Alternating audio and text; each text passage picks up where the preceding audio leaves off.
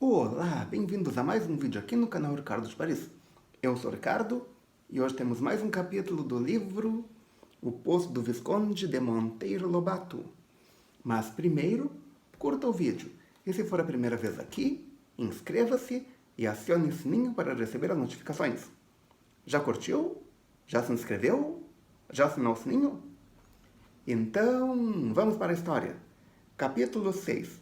Trabalhos de campo.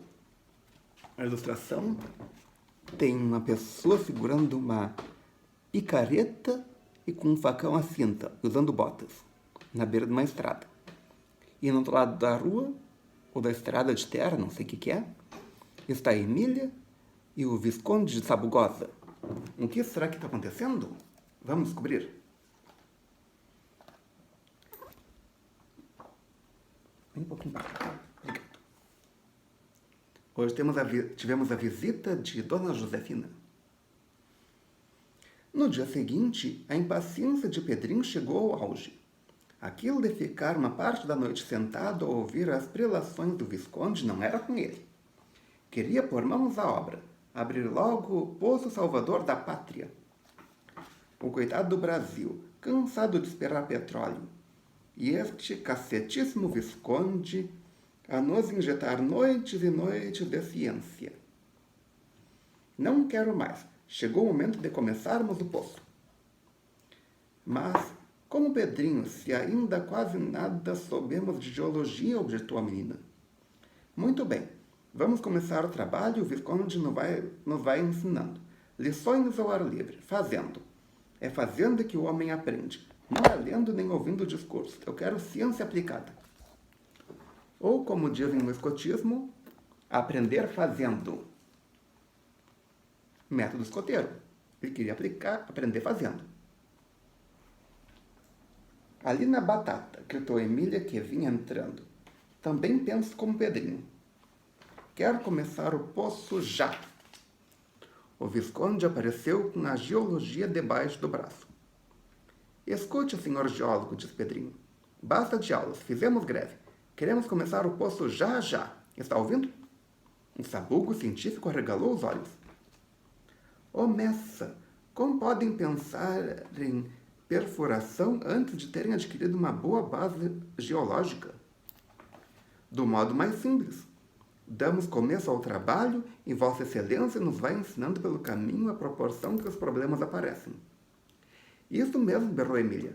Faz de conta que já sabemos a geologia inteira. O Visconde coçou a cabeça, mas como era greve, teve de concordar. Pois seja, disse ele.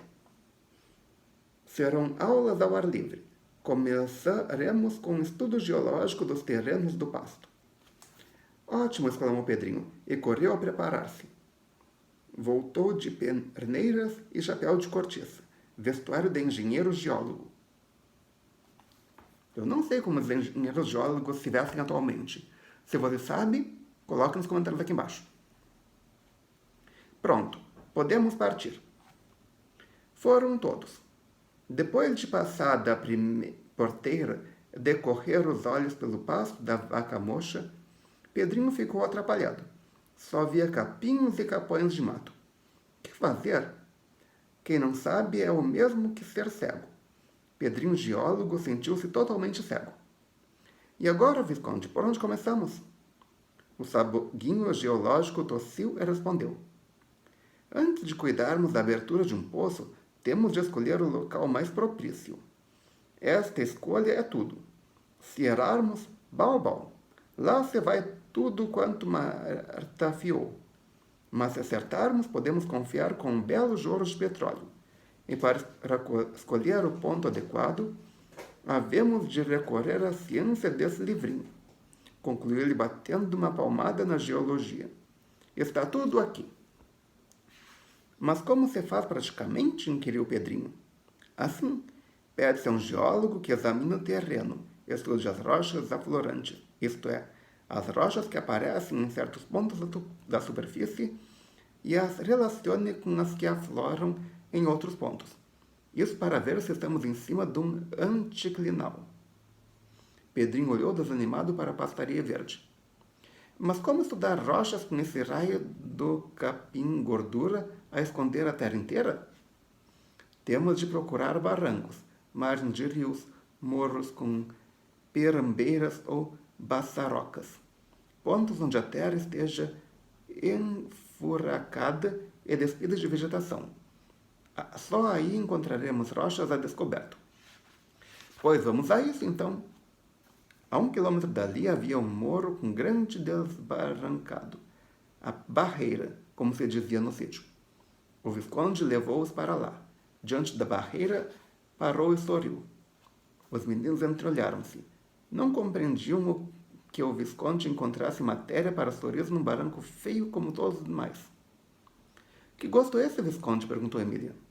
Ah, o sorriso que tem nos lábios é um sorriso geológico. O sorriso de quem sabe, olha, vê e compreende. Este barranco é para mim um livro aberto, uma página da história da Terra, na qual leio 1000 coisas interessantíssimas. Os meninos olharam para o barranco e de novo se entreolharam com ar de quem pergunta: estará o Visconde a caçoar conosco? É um dos barrancos mais lindos que já vi, continuou o sábio. Observem atentamente essas superposições de camadas. Temos aqui uma série de camadas paralelas. Estão superpostas, isto é, uma em cima da outra, e são constituídas de rochas diferentes. E que tem isso? Tem um colosso de coisas. Tem, em primeiro lugar, que são chamadas de rochas sedimentárias, produzidas por depósitos formados no fundo d'água. Fundo d'água? Pois o sítio de vovó já foi fundo d'água? Claro que sim, Pedrinho. Leio isso neste barranco. Temos cá uma camada de pedregulho ou pedras que se foram fragmentando e colocando no fundo dos rios até ficarem sem arestas. Depois se depositaram em qualquer fundo d'água sem correnteza. Mas notem que estes pedregulhos já não estão soltos como os de fundo de rio. Estão grudados uns nos outros, soldados, cimentados entre si. Com que cimento que saber, Narizinho? Evidentemente um cimento calcário, respondeu o Visconde. Os calcários dissolvem-se na água, mas a cal da água vai se depositando entre as pedrinhas, até que as liga, tal qual o pedreiro liga os tijolos com um reboco. E sabem como se chama uma rocha assim, feita de pedaços de rocha cimentados entre si? Ninguém sabia. Chama-se um conglomerado, explicou o Visconde, e apontando para a camada que ficava em cima daquela. E esta rocha aqui também não deixa de ser um conglomerado, apesar de ter o nome de arenito. É composto de areia, com os grãozinhos igualmente soldados entre si por um cimento qualquer. Reparem que forma uma rocha um tanto quebradiça. Pedrinho havia destacado um fragmento do arenito que andou de mão em mão. É mesmo, disse Pedrinho, quando chegou a sua vez de examiná-lo. Vê-se perfeitamente que é formado de grãos de areia. Pois é outra rocha sedimentária, explicou o Visconde, e está na ordem normal em que os sedimentos se depositam. Primeiro os pedregulhos, depois as areias, que são mais leves, e sobre as areias as argilas. Esse pó de rocha mais leve que tudo e que fica boiando na água há mais tempo. E esta dura e preta aqui, Visconde? Perguntou o menino, tentando quebrar um pedaço de rocha muito irregular que se intrometia pelas camadas. Oh, isso já não é rocha sedimentária, é uma rocha vulcânica. Já expliquei que as rochas vulcânicas são derrames de pedras derretidas pelo calor central que saem pela boca dos vulcões ou se interrompem pelas rochas sedimentárias. São vômitos, então, disse Emília com cara de nojo cuspindo.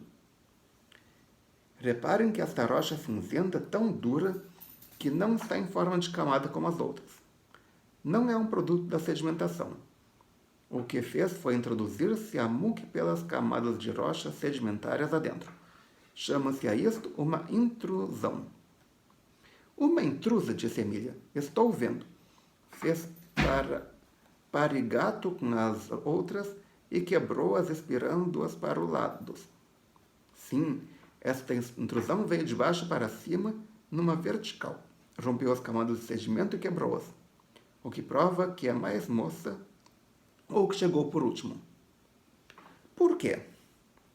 Porque só poderia fazer o que fez se encontrasse aquelas camadas sedimentares já formadas. Nada mais lógico. Aqui na ilustração, o Visconde explicando para Pedrinho e Emília sobre as rochas. O Visconde correu os olhos pelo barranco. Não há nenhuma. Creio que no sítio só poderemos encontrar rocha orgânica no fundo daquele brejo dos guimbés, que seca nos meses de seca. Há de haver lá a turfa, que é uma rocha orgânica formada pela transformação de vegetais enterrados. Depois de bem vistas e revistas as rochas do barranco, o Visconde levou-os para outro ponto, dizendo: notem que as camadas que começavam horizontais agora estão subindo numa leve inclinação. Ora, como nasceram horizontalmente? Porque toda a sedimentação é horizontal? Se estão subindo foi porque uma pressão de baixo para cima ou uma compressão dos lados as fez subir. Um parigata, explicou a Emília, e Narizinho quis saber que pressão fora aquela. Não sei, disse Visconde. Talvez do tempo em que a crosta da terra começou a resfriar-se e encolher-se. Formou-se aqui uma ruga. Caminharam um pouco mais. Notem, ia dizendo Visconde, que as camadas vão subindo sempre, e sempre paralelas. Quer dizer que, quando sofreram a pressão, já estavam formadas e arrumadinhas umas sobre as outras. Caminharam mais uma dezena de metros. Olhe que lindo, exclamou o Visconde, derretendo-se. Há aqui uma belíssima falha. Que é? Prestem atenção. As camadas sofreram nesse ponto um desastre sério. Partiram-se e o lado de lá afundou, escorregou para baixo. É mesmo, gritou Pedrinho. Ficaram desencontradas. A camada de argila desceu no nível da camada de pedregulho. Que engraçado! Pois é isso que os geólogos chamam de uma falha, fenômeno que tem muita importância quando se fazem estudos para petróleo. Nisso, Narizinho, que se adiantara, gritou: Corra, Visconde, venha ver uma novidade, uma curiosidade. As camadas aqui sofreram uma tal reviravolta que até ficaram de pé. Emília foi a primeira que chegou lá. Chique, catástrofe horrível. Estão de pezinhas como paus de lenha no telheiro de tia Anastácia. O Visconde explicou. Esse fenômeno é muito frequente. Nas convulsões que a crosta da Terra sofreu, as camadas que vêm vindo na horizontal ou vertical ou totalmente inclinadas sofrem muitas vezes essas reviravoltas. Mas adiante é possível que, de novo, apareçam na mesma inclinação com que haviam vindo. E assim foi. 100 metros adiante, as camadas voltaram a ter a mesma inclinação do começo. Terminado o estudo do barranco, o Visconde disse: Muito bem. Temos agora de examinar aquele corte da estrada que vai para a fazenda do coronel Teodorico. Para quê? Para ver se as camadas de lá têm correspondência com essas. Se tiverem, poderemos tirar algumas deduções interessantes. O tal corte da estrada ficava bem longe dali, a uns 3 quilômetros. O Visconde foi explicando pelo caminho. Se as camadas do corte corresponderem às do barranco e estiverem com a direção mudada, isto é, se inclinarem para baixo em vez de irem subindo, isso provará que esse campo já foi montanha. Montanha aqui nessa planície, Visconde? Sim, pode ter sido uma grande montanha que a erosão destruiu. Lá no barranco vemos que a erosão continua no seu trabalho de destruir o morro. Cada ano o barranco está menor, e daqui a uns séculos, quem passar por aqui já não encontrará mais morro nenhum. Será? As chuvas, as enxurradas, levam a terra do morro para o ribeirão do Caraminguá. O Caraminguá a leva ao rio Paraíba, e o Paraíba leva para São Paulo, São João da Barra. onde a despeja no Oceano Atlântico. Que desaforo! Exclamou o Narizinho. Então a terra desse Moro de Vovó vai parar em São João, lá no estado do Rio? Mas isso é uma ladroeira. A erosão e os rios mudam a face da terra, transportam as rochas de um ponto para outro sem o menor respeito aos proprietários do solo. Dona Benta que perca o amor a esse morro, a maior parte já foi reduzida à areia carregada para longe. O resto irá também. Não tenho disto a menor dúvida. Chegaram ao corte da estrada. O rosto do Visconde iluminou-se. Exatamente o que eu esperei, disse ele ao examinar o corte. As camadas que estudamos no barranco têm sua continuação aqui. Cá está a camada de arenito e a de conglomerado, e a de argila, com a única diferença da direção. No barranco as camadas subiam, aqui descem. Isso prova o que imaginei. Estamos em cima de um anticlinal, já em grande parte destruído pela erosão. Que engraçado! Exclamou Pedrinho. Agora compreendo o riso do Visconde, depois que deu para estudar geologia. Como tudo se esclarece. Como fica interessante. Aquele barranco e este corte nunca me fizeram vir à cabeça a menor ideia. Agora já me falam. Dizem coisas, contam um pedaço da história da vida da Terra. Que engraçado. Pois é isso, Pedrinho. Para os geólogos, o chão, os barrancos, as buraqueiras, as perambeiras, as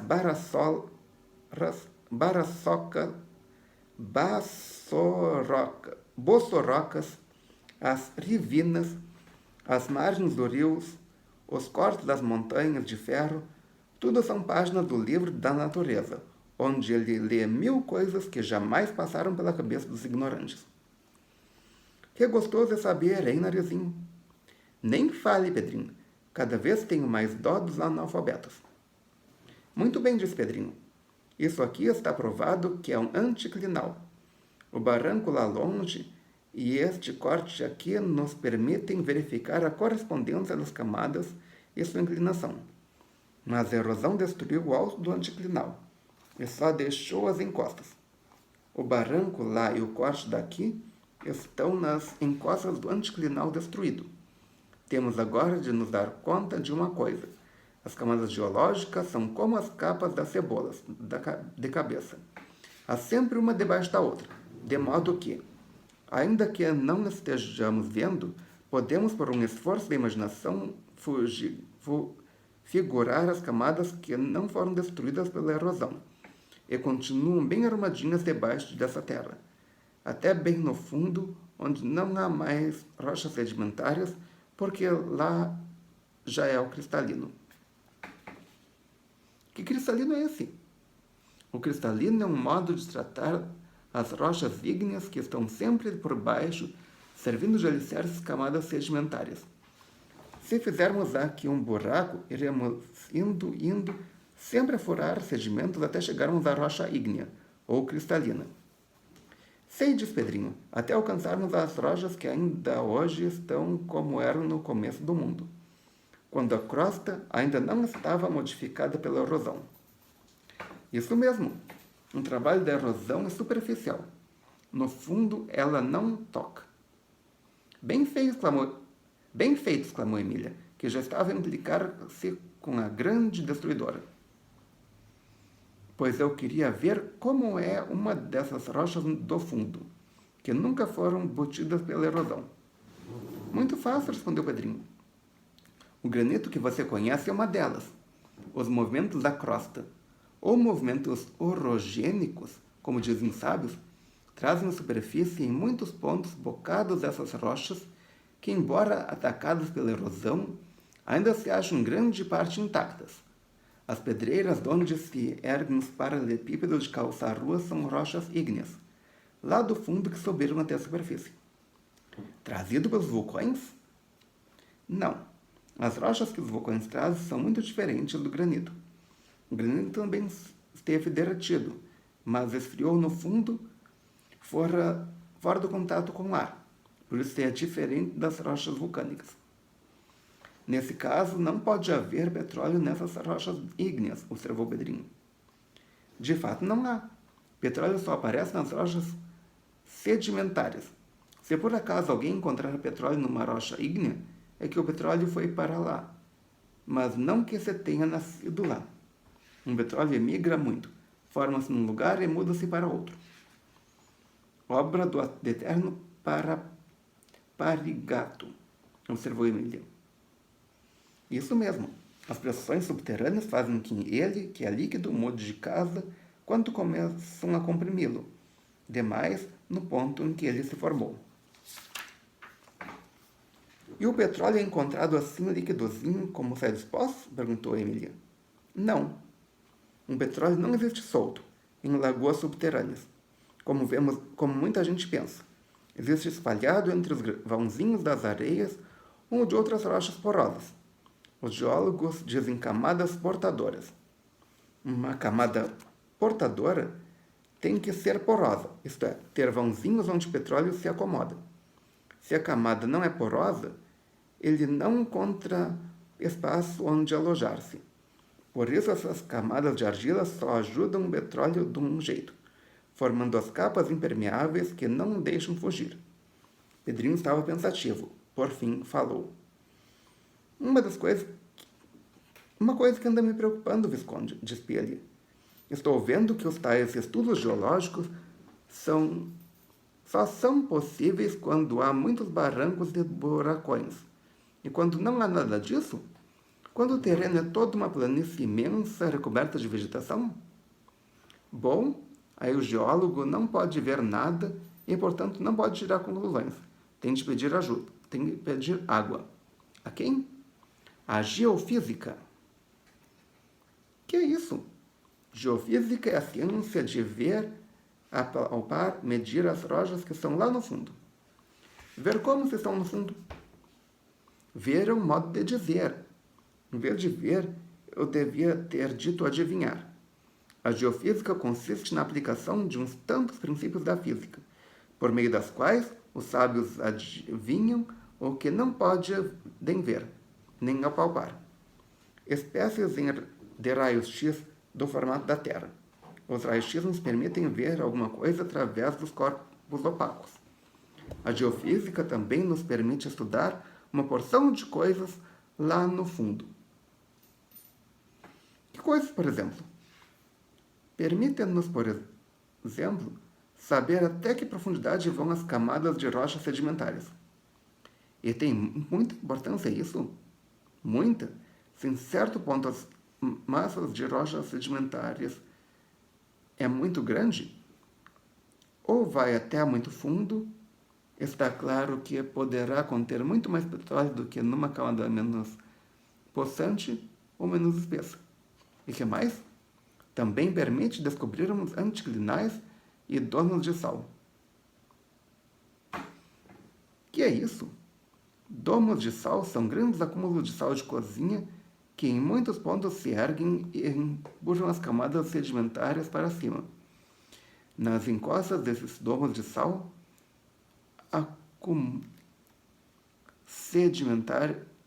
acumulam-se quase sempre o petróleo. A geofísica permite descobrir tais domos e determinar certinho a área que eles ocupam. E que mais? Muita coisa a mais, como, por exemplo, determinar as falhas existentes num campo petrolífero e determinar as intrusões de rochas ígneas e verificar se os gases de petróleo chegam até a superfície. Muita coisa.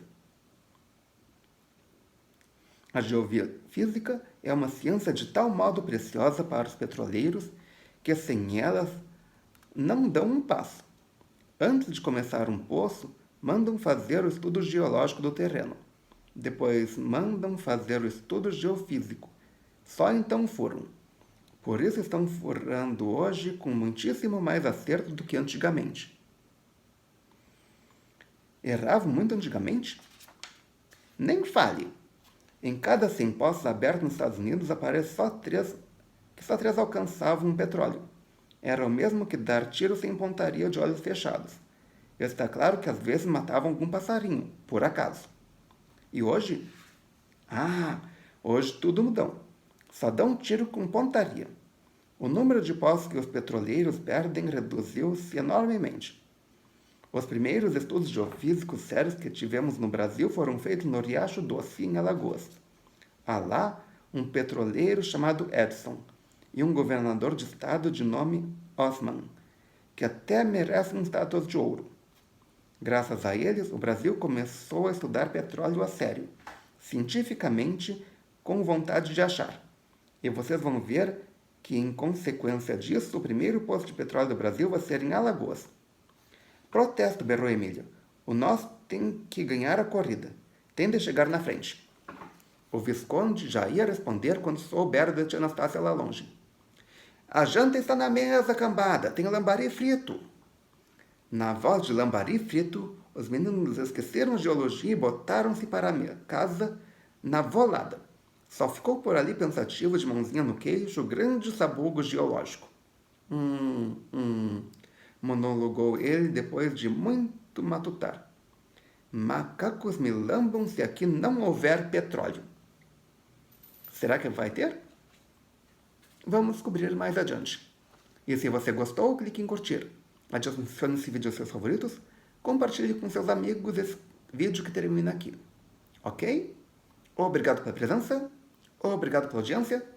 Até amanhã com mais um vídeo e melhor possível.